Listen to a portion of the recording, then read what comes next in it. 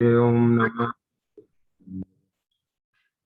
नमो अरहन्ताणं सिद्धाणं नमो आयर्याणं नमो वज्राययाणं नमो लोये सवसानम्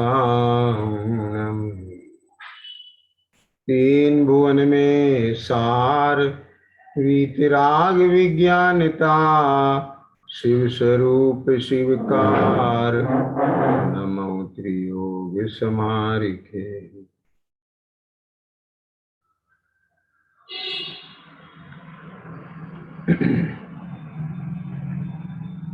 शेडाला जी ग्रंथ के आधार से अपना स्वाध्याय का क्रम चल रहा है और इस क्रम में जो अपनी चर्चा चल रही है वह इस तीसरी ढाल के अंतिम छंद की चर्चा चल रही है। वास्तव में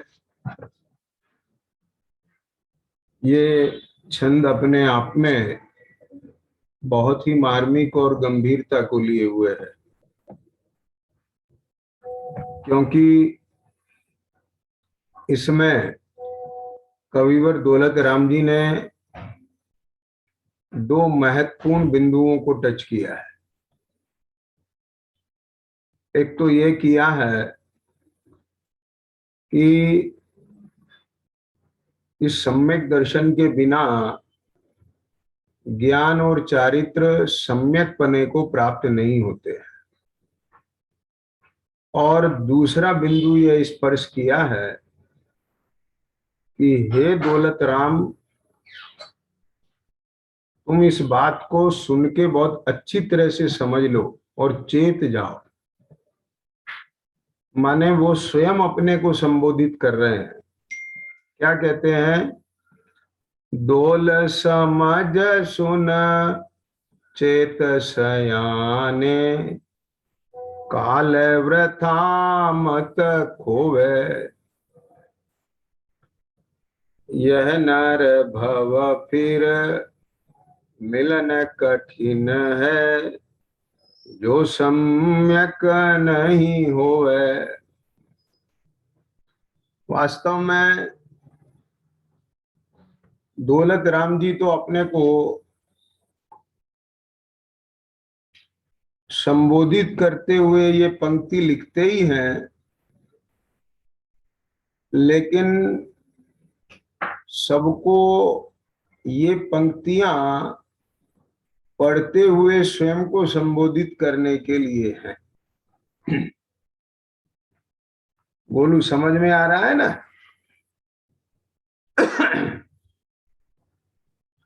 जहां दौलत राम जी लिखा है ना, दोल समझ, वहां समझ लो अपने को कहें हम सब कि दोल समझ माने हे आत्मा तू समझ, सुन चेत। तो अब हालांकि इसमें छंद की व्यवस्था के हिसाब से समझ पहले लिखना पड़ा उन्हें। अगर हम इसे ऐसे पढ़ें, दोल सुन समझ चेत सयाने, तो वो रिदम नहीं बनती है ना? तो दोल समझ सुन चेत सयाने, तो माने छंद के व्यवस्था के हिसाब से उन्होंने लिखा शब्दों को ऐसे है, लेकिन क्रम क्या है? क्रम पहले सुनना होता है, फिर समझा जाता है और फिर चेता जाता है।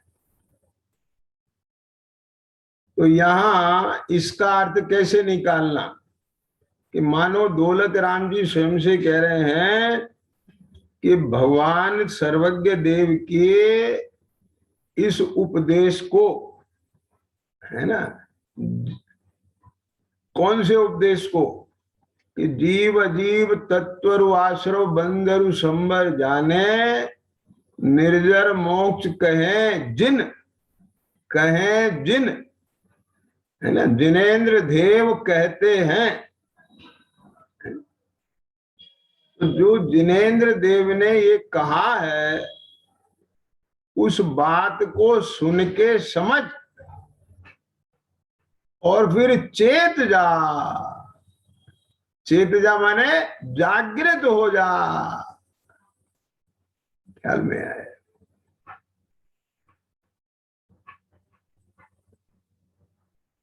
हाँ, ये जो चेतना शब्द है ये बहुत गंभीर है। देखो,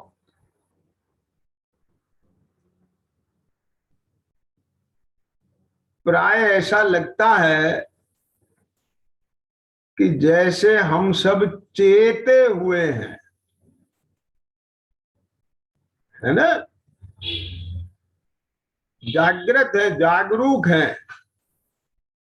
एक क्या सुन के समझ लिया है और अब हमको ये चेतपना आ गया है। ये क्या कि हमें अपने कल्याण के मार्ग में लगना है। बात समझ गए? लेकिन चेतना का मतलब क्या है, ये समझना पड़ेगा। विपिन जी, क्या मतलब? सुनना ध्यान से भैया। देखो, चेतना का मतलब होता है, ये जो चेतना है, क्या कहा, अपनी जो चेतना है वो समग्र चेतना पूरी तरह से अपने उस लक्ष्य की प्राप्ति के लिए एकत्रित हो जाए, उसका नाम है चेतना। क्या समझ में आया?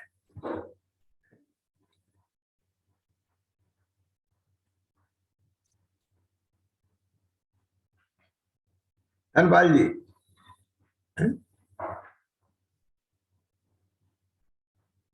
ऐसे मान लो किसी व्यक्ति के शरीर में कोई बीमारी है और वो उस नजला जुकाम को, बुखार हल्का रहता है, उसको सामान्य ले रहा है।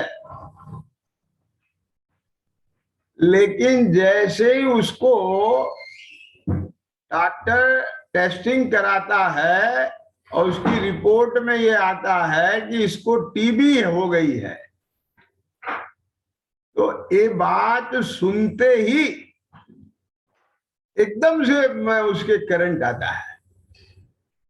समझ आ गया कि नहीं आया? अब उसे लगता है कि मुझे सिंगल माइंड होकर के पूरी तरह से समर्पित होकर इसका इलाज करना चाहिए। यदि नहीं किया तो फिर मरना निश्चित है। इसका नाम है चेतना। किसान समझ में आ गया कि नहीं आया?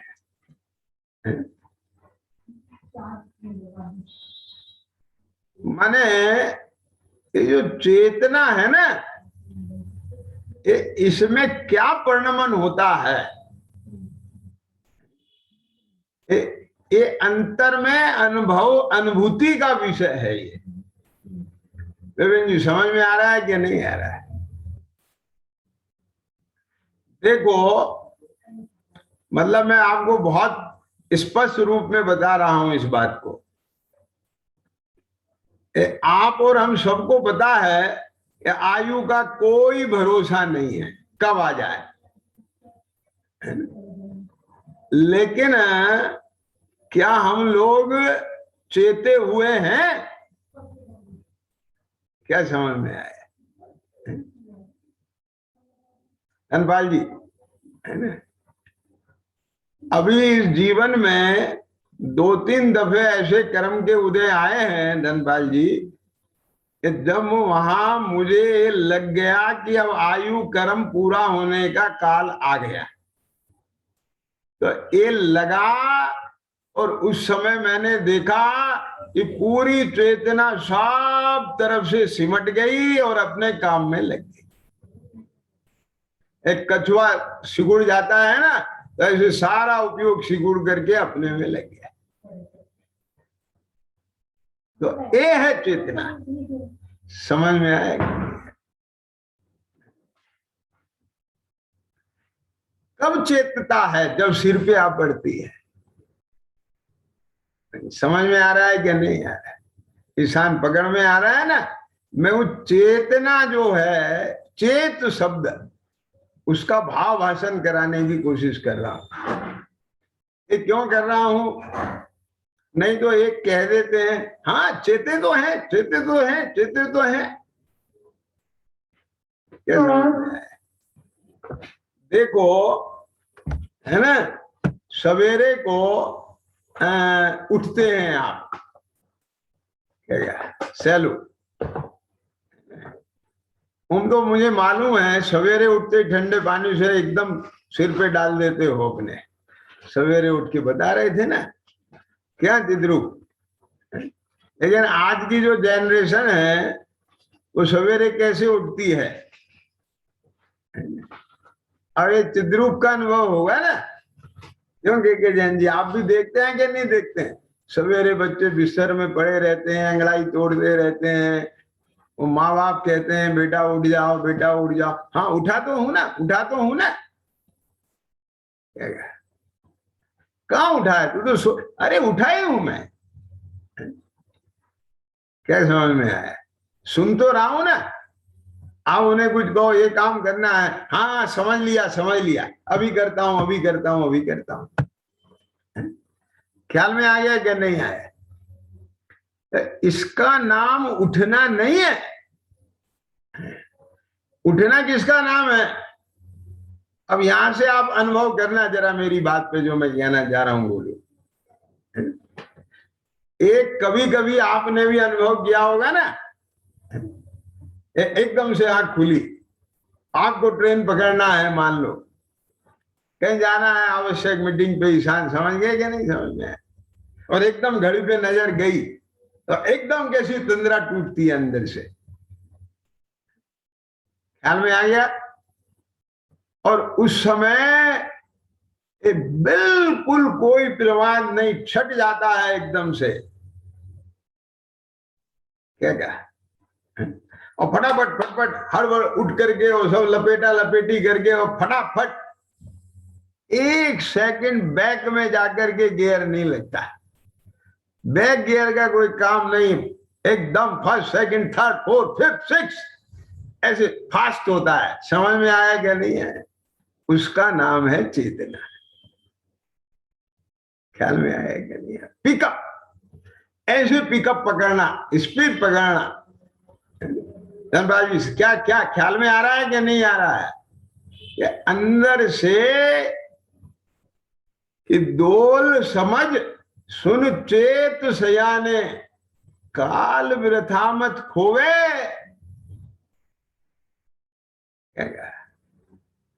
अरे अब बिल्कुल 20 मिनट रह गए हैं, अब एक सेकंड भी यदि सोचने में लगाया तो ट्रेन निकल जाएगी। क्या कहा? आगे समझ में क्या नहीं आ गई? आप ट्रेन पकड़ सकते हैं लेकिन कब? एक सेकंड भी रुकना नहीं। एकदम ज्ञान में आ जाती है ना कभी कभी ऐसी सिचुएशन, क्यों? और फिर कैसा होता है? एकदम फास्ट काम होता है। इसका नाम है एक सेकंड भी व्यर्थ नहीं खोना। देखो यहां से यहां ये बिल्कुल, अब ये बात यहां यही है। के जैन जी क्या लिखा? बहुत गंभीर है ये लाइनें। बोलो इंदु जी, सम्यक दर्शन के पुरुषार्थ में लगे हो कि नहीं लगे हो? कि हाँ लगे हैं। ईशान लगे हैं कि नहीं लगे? लगे। भावना है कि नहीं है? है। लेकिन सही बताओ, काल कितना व्यर्थ में खो रहे हैं?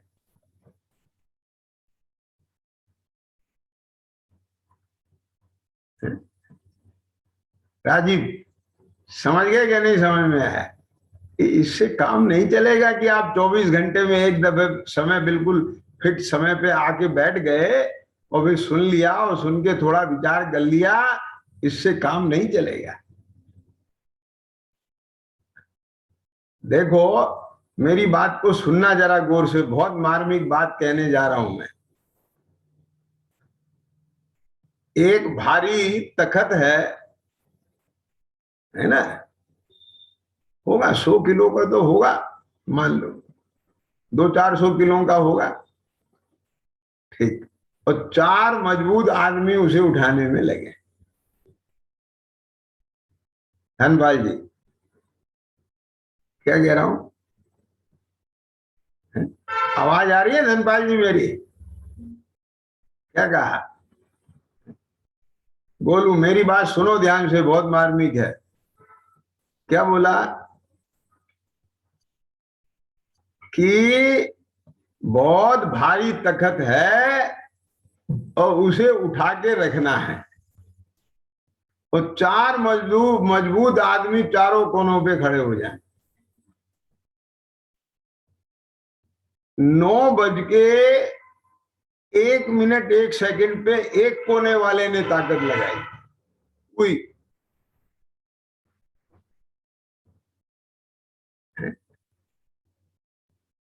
और दूसरे सेकंड पे दूसरे ने लगाई, तीसरे सेकंड पे तीसरे ने लगाई, चौथे सेकंड पे चौथे ने लगाई। ताकत उठेगा?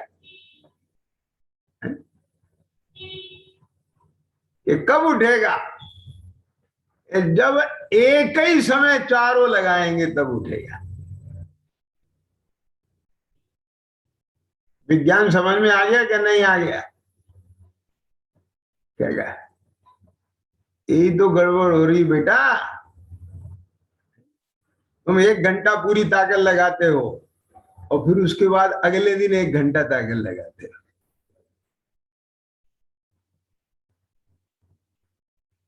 कुछ आगे समझ में क्या नहीं आई? बोलू मैं क्या कह रहा हूं?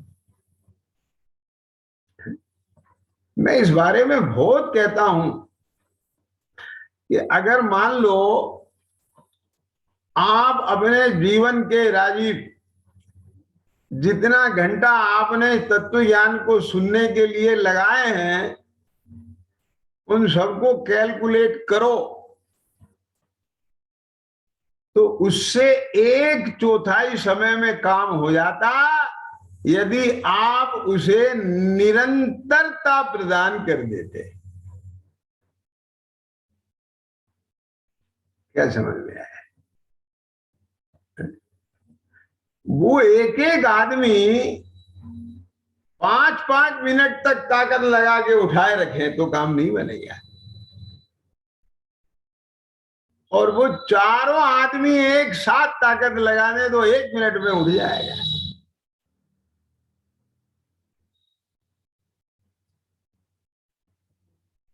बात समझ में आ रही है कि नहीं आ रही है? मैं क्या कह रहा हूं?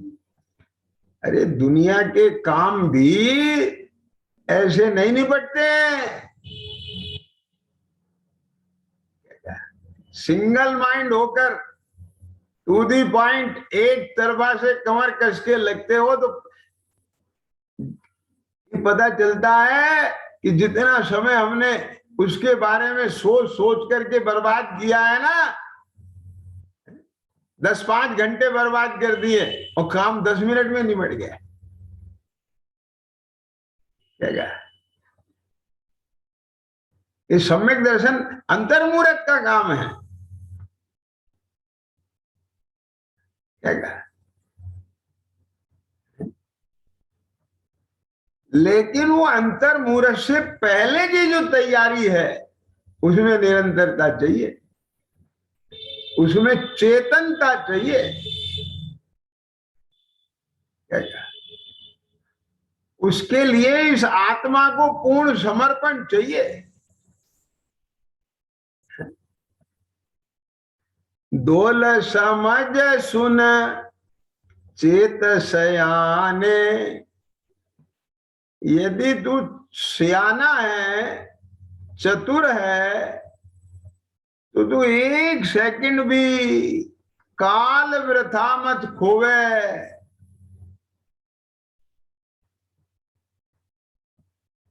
कि यह नरभव फिर मिलन कठिन है। क्या बोला? हाँ,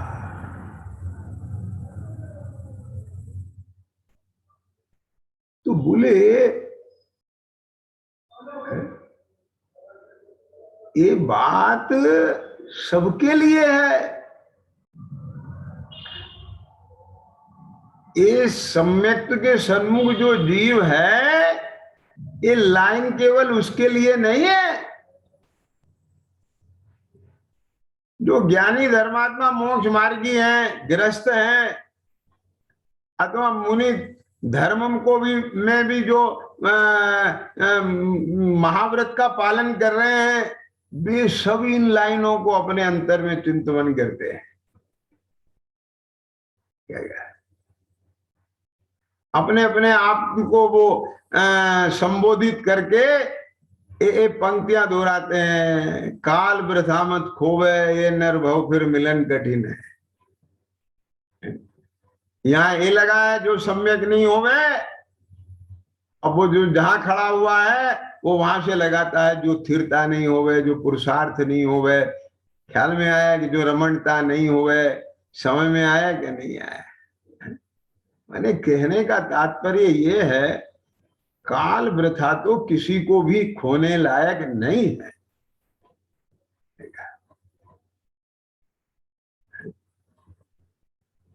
क्यों?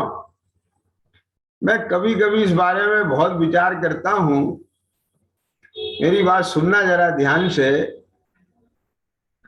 अक्सर ये बात ज्ञान में आती है कि जैसे अपन कहीं 2-3 दिन के लिए तीर्थ वंदना पर जाते हैं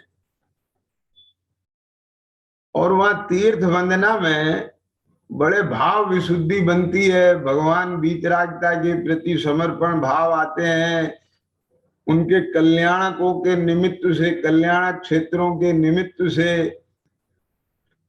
अंदर में बहुत विशुद्धता बनती है ना? तो लगता है कुछ कमाई हुई है। क्या समझ में आ गया? वहां 2-3 दिन में ऐसा लगता है कि मानो कुछ हुआ है। और यहाँ 2-3 दिन नहीं, 10-10, 20-20 दिन ऐसे निकल जाते हैं। कभी कभी 1-2 घंटे में ऐसा उपयोग लगता है, ख्याल में आ गया क्या नहीं आया?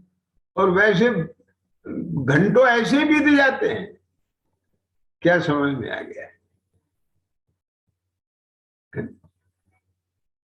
बोलो। क्यों? मेरी बात ध्यान से सुनना गुरु। एक ऐसा व्यापारी है, दिन भर उसकी दुकान पर ग्राहकों की लाइन लगा रहे तो उसे उतनी कमाई नहीं होती जितना मुनाफा एक ग्राहक आके दे जाता है। ऐसा दिखता है कि नहीं दिखता है? अब वो एक ग्राहक है, माथा पच्ची करता है, घंटों लगाता है, देखता है, वापस कर देता है, और पता चला है कि 100-200 रुपए का सामान खरीद लेके ले जाता है। ख्याल में आया कि नहीं आया? ऐसे ऐसे 50 ग्राहक आ जाते हैं, दिन भर व्यस्त रहते हैं, और एक ही आया और उसने लाखों का फटाफट फटाफट ऑर्डर कराया और पैक कराया और चला गया। अब मेरी बात सुनना जरा ध्यान से, बहुत मार्मिक बात है। देखो, एक ऐसा दुकानदार है जिसके यहां मान लीजिए रत्नों का व्यापार होता है। उसके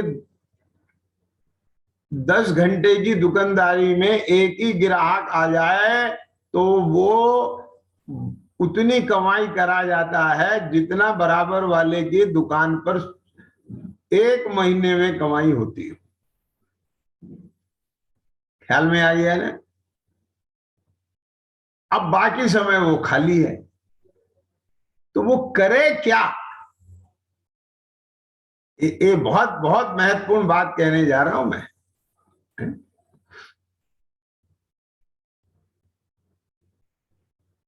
तो बाकी समय तो हम खाली हैं, तो करें क्या? तो वहां चौपड़ खेलें, लूडो खेलें, क्या? अरे खाली रहने से कुछ तो करो ना। क्या समझ में आ गया? समय बर्बाद करने से क्या फायदा है? जैन जी, मेरी बात बहुत मार्मिक है, राजीव सुनना बहुत ध्यान से जरा। हम तो टाइम मैनेजमेंट कर रहे हैं ना। अब जब कोई ग्राहक नहीं है तो जरा टीवी देख लेना, समाचार सुन लेना। क्या टाइम का सदुपयोग कर लेना।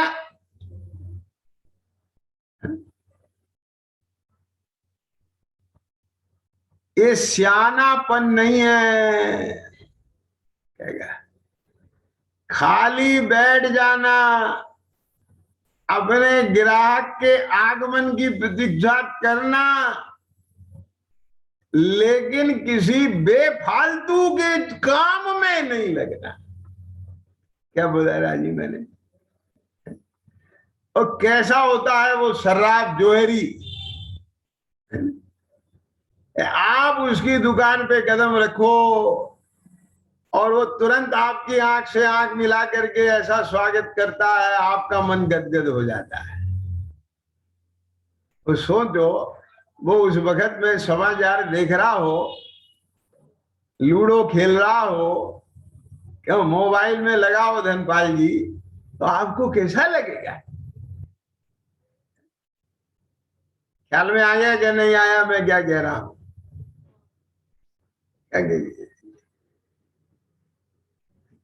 ये नहीं समझना कि अभी पर्यायगत योग्यता नहीं है, अपना काम नहीं हो रहा है, वो ग्राहक कोई नहीं है तो दूसरे काम में लग जाए। वो सब वृथा है। क्या कहा? समझना, मेरी बात बहुत मार्मिक है। क्या कहा? दौल समझ सुन चेत सयाने, काल वृथा मत खोवे। माने क्या कह रहा हूं मैं बहुत इस मामले में बड़ा वजनदारी से बात आती है ज्ञान में मेरे, और मैं इस बात को बहुत पवित्र भाव से कह रहा हूं। आप उस बात को बहुत पवित्रता से ग्रहण करना, छल ग्रहण मत करना। क्या है? बात को सुनना। ये नर भाव फिर मिलन कठिन है, जो सम्यक नहीं होवे। सम्यक दर्शन की प्राप्ति नहीं हुई तो ये नरभाव मिलना कठिन है। यहाँ ऐसा नहीं लिखा है ये नरभाव फिर मिलन कठिन है, जो पैसा नहीं होवे, जो संयोग नहीं होवे, जो सुविधाएं नहीं होवे, जो पद प्रतिष्ठा नहीं होवे, ये सब नहीं लिखा है। ईशान समझ में आया कि नहीं आया? क्या बोला? अरे ध्यान से सुनना गोलू। जैसे समदभद्र स्वामी कहते हैं ना, माया विश्यपि दृश्यन्ते। सुना है श्लोक? देवागम न भूयान सामरादि विभूतया। हे परमात्मा अनंत देव, मैं आपकी इसलिए पूजा नहीं करता हूं कि आप समव शरण में बैठे हैं, छत्र चमर है, भामंडल है, इसलिए मैं आपको नहीं पूछता हूं। क्योंकि ये तो माया विषय दृश्यन्ते, मायावियों की भी दिख सकती है। वो अपने विद्या मंत्र से, जादू चमत्कार से भी अपने माया से बना सकता है। क्या समझ में आ गया? किसान, अरे भाई साहब, पैसा तो पापियों के पास भी दिख सकता है, पद प्रतिष्ठा तो पापियों के पास भी दिख सकती है। क्या कह रहा हूं मैं? बड़े बड़े पदों पर तो अज्ञानी, मिथ्या दृष्टि, शब्द व्यसनी भी जा सकते हैं, उनके पास भी हो सकता है सब चीजें। क्या बताओ मुझे? कहीं कहीं हजार करोड़ रुपए के बंगले में रह सकते हैं, 50-50 गाड़ी मर्सिडीज खड़ी हो सकती है उनके भी। इससे कोई महिमा नहीं है। माया विषय भी दृश्यन्ते। ख्याल में आ गया कि नहीं आया? इसमें अपनी कोई महिमा नहीं है। ये उदय प्रमाण हो तो हो और नहीं हो तो नहीं हो। ये नरभव फिर मिलन कठिन है। ये तो मैंने पाप की तरफ से बात कही है, तो उसमें ये नहीं लिखा है ये नरभव फिर मिलन कठिन है। जो पुण्य नहीं होए, जो वृद्धादि नहीं होए, जो जो शास्त्र ज्ञान नहीं होए, क्यों? ऐसा नहीं लिखा है धनपाल जी। जो संयम नहीं होए, इसमें संयम की उपेक्षा मत समझ लेना, मैं जहां से बोल रहा हूं उसे समझना। ये जो सम्यक नहीं हुए, और मैं आपको एक चीज बता रहा हूं, यदि बंदर के हाथ में उस्तरा आ गया तो क्या करेगा राजीव? बोलो, वो अपने नाक कान काट लेगा? क्या कहा? तो ऐसे मिथ्या दृष्टि अज्ञानी को यदि बाहर में ये सब चीजें मिल जाएंगी तो उसमें करेगा क्या? बोलो के जाएंगे? पाप ही बांधेगा और करेगा क्या? और पुण्य भी बांधेगा तो मिथ्यात्व सहित बांधेगा। क्या कहा? समझ में आ रहा है कि नहीं आ रहा है मैं क्या कह रहा हूं? मिथ्यात्व के साथ पुण्य का बंध भी किया तो भोग पुण्य फल हुए केंद्री क्या इसमें लाली? क्या समझ में आई बात? अरे ध्यान से सुनना।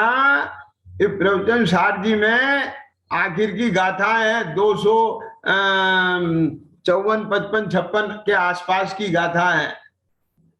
वहां ये सब चीजें बहुत अच्छे से आचार्य देव ने खुलासा किया है। ये शुभोपयोग में परिवर्तन भी करता है, तो वहां तेरा प्रयोजन अभिप्राय क्या है ये तो देख। क्या ख्याल में आया? बताओ मुझे।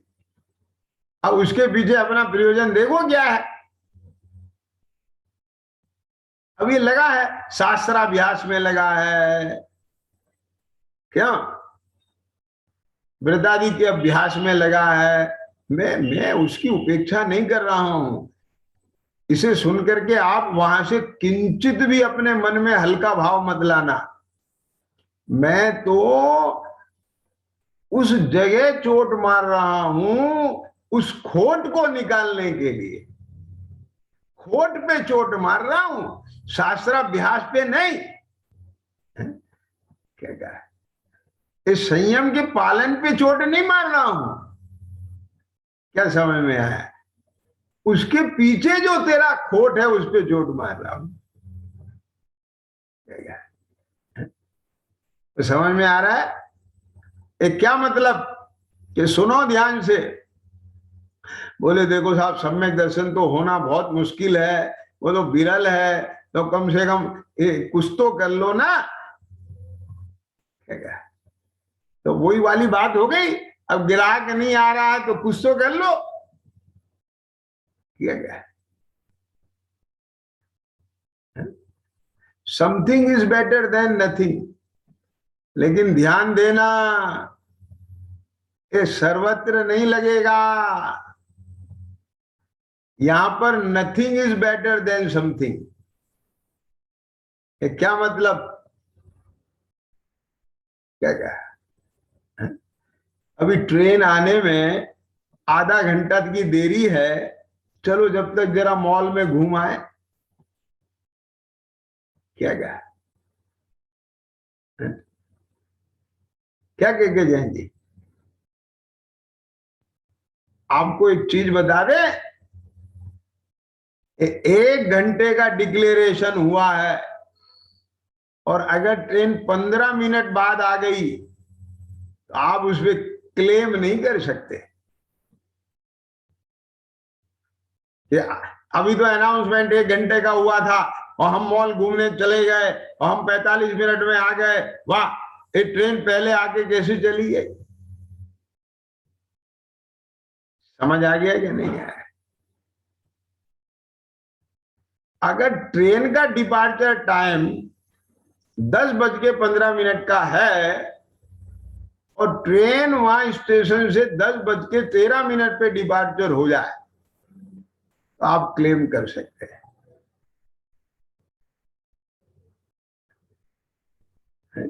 वहां वो ये नहीं कह सकता कि मैं मेरा यहाँ स्टे टाइम 10 मिनट का है और मैं बिफोर 10 मिनट आ गया था। 20 मिनट खड़ा रखना पड़ेगा उसे। क्या कहा? बिफोर टाइम आ सकती है लेकिन बिफोर टाइम डिपार्चर नहीं होगी। ये कानून है। तो समझ में आ गया कि नहीं आया? तो ये सुनकर के कि अभी समय है, ट्रेन लेट है, क्या करें? क्या जैन जी बोलो, बताओ मुझे। थोड़ा घूम आए, अच्छा चलो मंदिर के दर्शन करें, अच्छे काम करने जा रहे हैं ना। बोलो राजीव, क्या करना चाहिए? आज समय में मैं क्या कहना चाह रहा हूं, बोलो। नहीं चलेगा। आप सोना भी नहीं, इधर उधर कहीं किसी काम में लगना नहीं। ये क्यों? यदि किसी काम में लग गए, क्या कहा? किसी काम में लगे और वहीं लगे रह गए तो क्या होगा? किसान समझ में आ गया कि मैं क्या कह रहा हूं?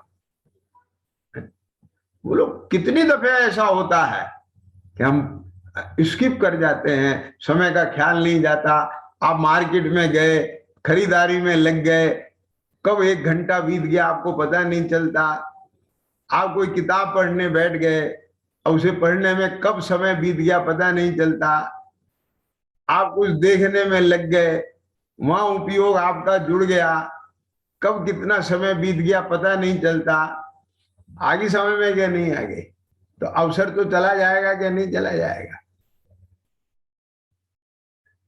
इसलिए अपना जो मुख्य कार्य है उसमें ही लगना चाहिए। धनपाल जी, मैंने क्या कहा?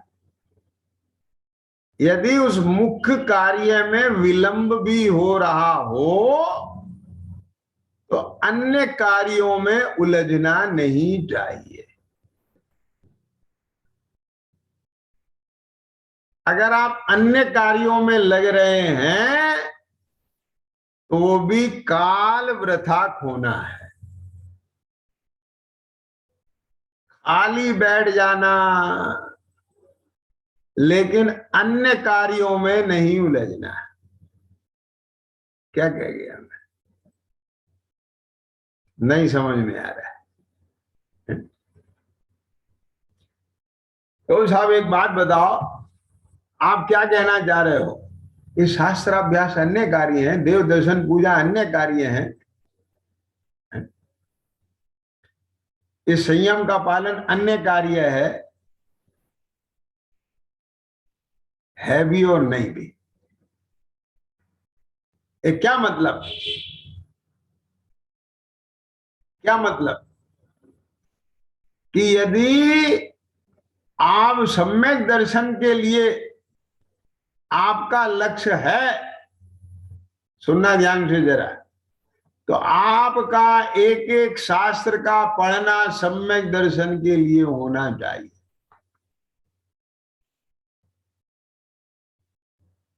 ज्ञान बढ़ाने के लिए नहीं, तत्व निर्णय के लिए होना चाहिए। आप चारों अनुयोग पढ़ो, कोई दिक्कत की बात नहीं है, लेकिन उसमें से आपको जीवादि 7 तत्वों के बारे में ही विचार करना है।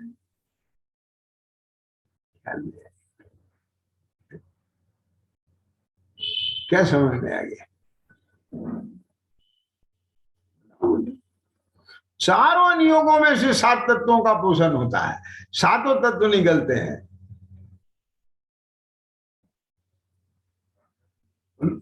देव पूजा, गुरु पाष्टी, हर चीज में 7 तत्व है ना।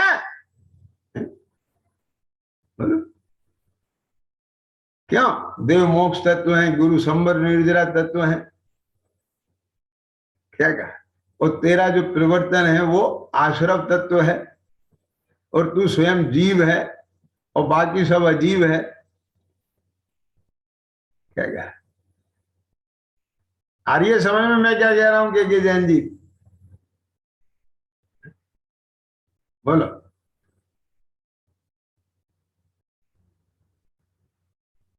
यदि तैने इधर उधर कहीं भी किसी भी काम में लगा तो उसी में लग के रह गया तो क्या होगा? बोलू, पकड़ में आई बेटा मैंने क्या बात कही? क्या? तो मैंने जो आपको प्रवचन सार जी का जो मैं गाथा की बात बता रहा था, उसमें जो ज्ञानी का सारा शुभाचार है वो सब शुद्धोपयोग के लिए है। क्या समझ में आ गया है? ध्यान देना, मेरी बात पे जरा सुनना। आपके बच्चे का संबंध नक्की हो गया, आपकी बेटी का संबंध नक्की हो गया। अब आप एक एक चीज किसके लिए कर रहे हो? धर्मशाला बुक किसके लिए कर रहे हो? आप टेलीफोन पे अपने रिश्तेदारों को फोन कर रहे हैं, किसके लिए कर रहे हो? उन्हें आमंत्रित कर रहे हो, किसके लिए कर रहे हो? कपड़ा खरीद रहे हो, किसके लिए खरीद रहे हो? अपने सिलवा रहे हो, किसके लिए कर रहे हो? ख्याल में आ गया कि नहीं आया? क्यों धनपाल जी बताओ मुझे।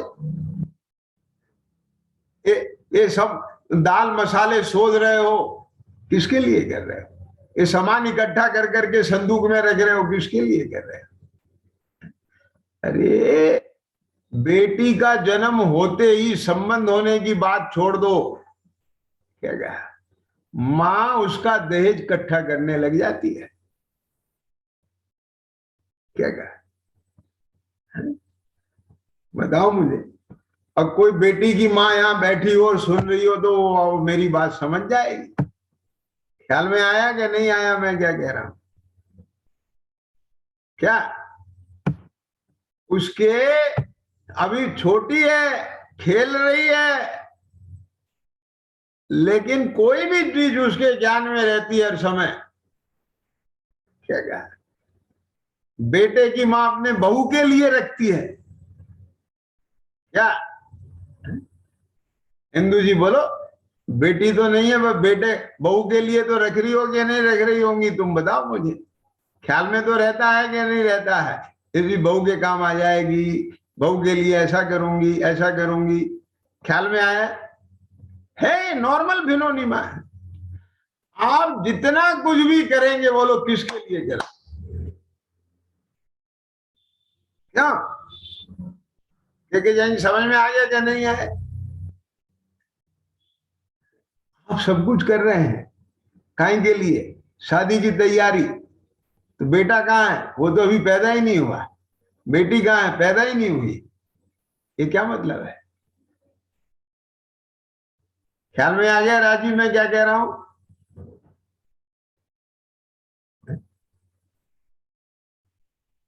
हमारा कहने का आशय यहाँ पर यह है, दौलत राम जी क्या कह रहे हैं अपने आप को संबोधित करते हुए, दौलत समझ सुन चेत सयाने, काल वृथा मत खोवे। एक मिनट भी क्या कहा, फालतू का काम नहीं चलेगा। समय खराब करने के लिए नहीं है एक भी मिनट हमारे पास। क्या कहा, अरे क्या कहा, हम तुम्हें इतने बढ़िया बढ़िया चीज दिखला रहे हैं, उसके लिए तुम कह रहे हो फालतू का समय नहीं है, और तुम ये फालतू का काम कर रहे हो, गेहूं बीनने में लगी हुई हो कि हाँ। क्या कहा, एक गेहूं बीनना हमारे बच्चे की शादी के लिए तैयारी है। क्या कहा, ये हमारे लक्ष्य के लिए है सारा साधन, साध्य की सिद्धि के लिए है ये सारा साधन। साधन वही है जो साध्य को प्राप्त कराने के लिए अंगीकार किया जाए। बात पकड़ में आ रही है मैं कहां ला रहा हूं अब के जैन जी, आप समझ रहे हो? क्या कहा, आप कोई भी बात विचार कर रहे हो तो वो विचारना भी साधन है, वो भी उपाय है, वो भी कारण है, वो भी निमित्त है, सब है, लेकिन किसके लिए? क्या बोला मैंने, आप बात पकड़ रहे हो मैं क्या कह रहा हूं? सम्यक दर्शन होने के बाद उस जीव की के 24 घंटे आत्मा में रमणता थोड़ी होती है। क्या, लेकिन उसका एक एक कार्य किसके लिए है, बोल बताओ। मैंने कई बार उदाहरण दिया है, एक विद्यार्थी जिसका उद्देश्य जिसका लक्ष्य कुछ भी करके अपनी सफलता है, तो खाता है काहे के लिए, पढ़ने के लिए। नहीं खाता है काहे के लिए, पढ़ने के लिए। सोता है काहे के लिए, पढ़ने के लिए। जागता है काहे के लिए, पढ़ने के लिए। क्या बोला, थोड़ी देर मनोरंजन करता है काहे के लिए, पढ़ने के लिए। खेलने जाता है काहे के लिए, पढ़ने के लिए। योगा करता है काहे के लिए, पढ़ने के लिए। अरे फिटनेस ही नहीं रहेगी तो मैं पढ़ूंगा कैसे? ख्याल में आ गया कि नहीं है? और बताएं, नौकरी करता है काहे के लिए, पढ़ने के लिए। नौकरी करने से पढ़ने का क्या मतलब है, बताओ मुझे। कितने बच्चे हैं, क्या राजीव, मुझे किसी ने बताया था ये दिल्ली में बहुत सारे ऐसे बच्चे हैं जो आईएएस पीसीएस और पता नहीं कहां कहां की तैयारी कर रहे हैं, और वे होटलों में जाकर के वेटर का काम करते हैं। ख्याल में आया, वहां से अर्निंग करते हैं। क्या, मैं सुन के हैरत में रह गया, वाह क्या बात है, वारे करम। जो होने वाले आईएएस है आज लोगों को वेटर बन करके वो भोजन करा रहे हैं। क्या कर्म का उदय, क्या उन्हें ऐसा काम करना पड़ रहा है।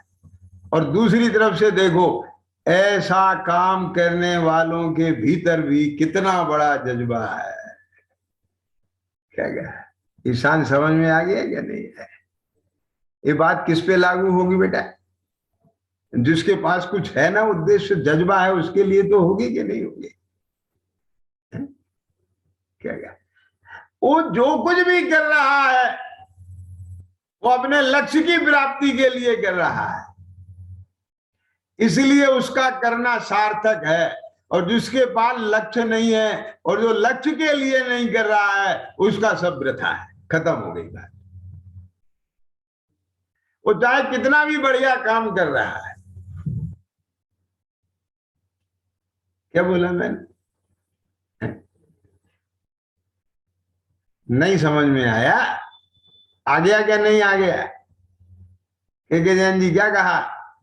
तो कितना ही उत्कृष्ट कार्य कर रहा हो, लेकिन वो अपने साध्य की सिद्धि के लिए साधन रूप में नहीं उसने उसे अपनाया है, या उसको साधन बना के साध्य तक नहीं जाने का उसका भाव है, उसकी कोई प्लानिंग नहीं है, उसका कोई मेथड नहीं है, उसकी कोई विधि रीति नहीं है, रीति नीति नहीं है उसके पास में, तो उसका सब रखा है। वो चाहे कुछ भी कर रहा हो दुनिया की निगाह में, कितना ही बढ़िया शुभ भाव कर रहा हो, पुण्य भाव कर रहा हो, व्रत उपवास कर रहा हो। ख्याल में आ गया कि नहीं मैंने क्या कहा है? क्या हिंदू जी बोलो। एक बच्ची है सम्यक दर्शन से युक्त है, एक बच्चा है सम्यक दर्शन से युक्त है, क्या अब वो अगर शादी ब्याह भी कर रहा है ना, तो कहाँ के लिए कर रहा है? अपनी धर्माराधना के लिए कर रहा है। क्या कह रहे हो तुम? कुछ सोच के तो बोलो। हम सोच के बोल रहे हैं, क्या कहा है? वो भोग भोगने के लिए नहीं कर रहा है, अब उसे मालूम है कि मेरे में इतनी कमजोरी है, क्या कहा, मैं अन्य के वश हूं, तो और ज्यादा बिगड़ जाऊंगा, खराब हो जाऊंगा, मैं लक्ष्य की प्राप्त करना दुर्लभ हो जाएगा मेरा। ख्याल में आ गया क्या नहीं आया? इतना से कम मर्यादा में रह करके मैं मेरे लक्ष्य को प्राप्त करना है मुझे। एक एक चीज के एंगल है ना, हर चीज के एंगल है। बोलो क्या समझ में आया? एक ने कहा मुझे शादी नहीं करना है, क्यों?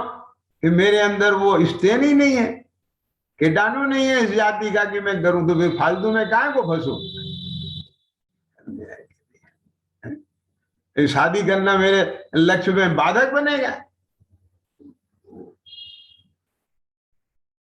क्या? जाएंगी आप बात समझ रहे हो क्या नहीं समझ रहे हो?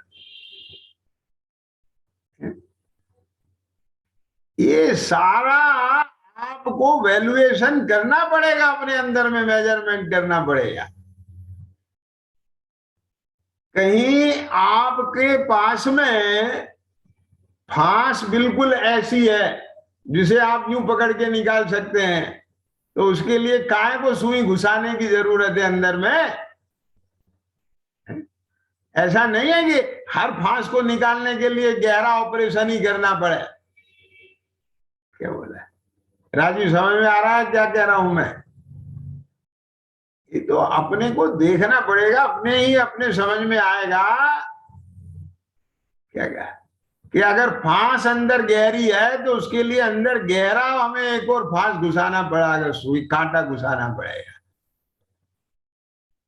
तो आपके अंदर का विकल्प कितना गहरा है, वो रोग कैसा है, उसके लिए फंस करके भी, क्या बोला मैंने? अब देखो लाल बहादुर शास्त्री ने उधार किताबें ले लेकर के पढ़ाई की, तो अपने पिताजी के पास में पैसा है तो फिर उधार ले लेके पढ़े। उनने स्ट्रीट लाइट में पढ़ी और अपने घर में रोशनी की व्यवस्था है तो हम सड़क पे जाके पढ़े। क्या जाएंगे? आप समझ गए कि नहीं समझ में आया? उनने अखबार बेच बेच के पढ़ाई करी, तो हम अखबार बेचने में समय लगा।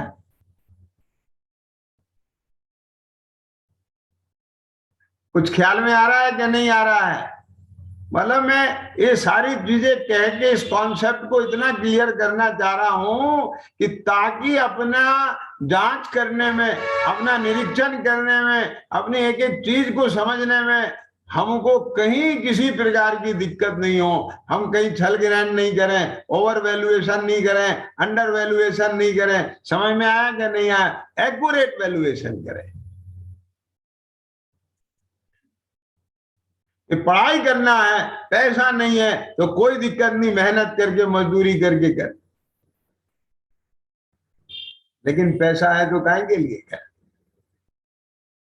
आगे समझ में क्या नहीं आगे? ब्याह करना ही है ऐसा नहीं है, और नहीं करना है ऐसा नहीं है। ख्याल में आ गया क्या नहीं आया? पैसा कमाना ही है ऐसा नहीं है, और पैसा नहीं कमाना है ऐसा नहीं है। क्या राजीव, समझ में आ रहा है क्या नहीं आ रहा है? ये तो सबको अपना अपना देखना पड़ेगा ना। बात इससे नहीं है तो किससे है कि आपका लक्ष्य क्या है, आपका साध्य क्या है। आगे समझ में क्या नहीं आया? कोई पैदल चल करके भी साध्य तक पहुंचता है, कोई डोली से चल करके भी साध्य तक पहुंचता है। समझ में आ गया क्या नहीं आ गया? कोई धीरे धीरे 8 घंटे में पहुंचता है, कोई जल्दी जल्दी 4 घंटे में पहुंचता है। तो सबकी अपनी अपनी योग्यता है। क्या समझ में आया? लेकिन कीमती क्या है कि पहुंचना कहाँ है। क्या ख्याल में आ गया? आपको व्रती बनना है, आपको पंडित बनना है क्या, आपको त्यागी बनना है, क्या आपको सम्यक दृष्टि बनना है, आपको सम्यक ज्ञानी बनना है, या आपको अपने आत्मा आत्मा बनना है, आपको ज्ञाता दृष्टा बनना है, आपको वीतरागी बनना है? क्या बोला? समझ में आ रहा है मैं क्या कह रहा हूं? उस बनने के लिए ये सब बनना है। क्या कह, ये सब करना है। लेकिन ये करना ही अपने आप में करना बन जाए तो ये सब वृथा हो जाएगा। क्लियर हो गया क्या नहीं हो गया? तो साधन को अपन साध्य ना बना लें, और साध्य क्या है और उसके साधन क्या क्या बन सकते हैं और कैसे बन सकते हैं, ये सब जिसके ज्ञान में आ सकता है उसका नाम सम्यक दृष्टि है। कुछ आई समझ में क्या नहीं आई? सम्यक दर्शन के बिना उपाय और उपेय की भूल नहीं जाती, साध्य और साधन की भूल नहीं जाती, कारण और कार्य की भूल नहीं जाती, निमित्त नैमित्तिक की भूल नहीं जाती, कर्ता कर्म की भूल नहीं जाती, निमित्त उपादान में भूल नहीं जाती, निश्चय व्यवहार में भूल नहीं जाती। समझ में आ गया? कितनी बातें कहें और सम्यक दर्शन होने पर कोई भूल रहती नहीं है। क्या कहा? और भूला हुआ कभी भी मंजिल पर पहुंच नहीं सकता। इसलिए क्या करना कि दोल समझ सुन चेत सयाने, काल वृथा मत खोवे। अब बिल्कुल समय मत लगाओ गोलू कहीं भी। दिन रात एक ही काम चालू होए। क्या कहा? ये किसका? मुझे जानना आत्मदेव कैसा है। आगे समझ में क्या नहीं आगे? मुझे देखना आत्मदेव कैसा है। आत्मदेव को नहीं देखना है। आत्म माने अपना। मैं स्वयं देव हूं, मैं स्वयं भगवान हूं। भगवान ऐसा कह के पुकारते हैं। मुझे मेरी भगवत्ता को पहचानना है। आखिर वो मुझे अभी ऐसे मुझे इस पामर पर्याय में, इस सड़े गले शरीर में, इस राग द्वेष में मुझे वो भगवान कह के बुला रहे, पुकार रहे हैं।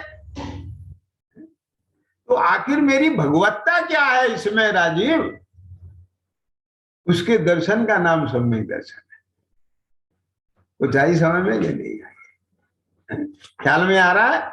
समय हो गया और विशेष चर्चा मैं और कल लूंगा फिर। सहजानंदी शुद्ध स्वरूपी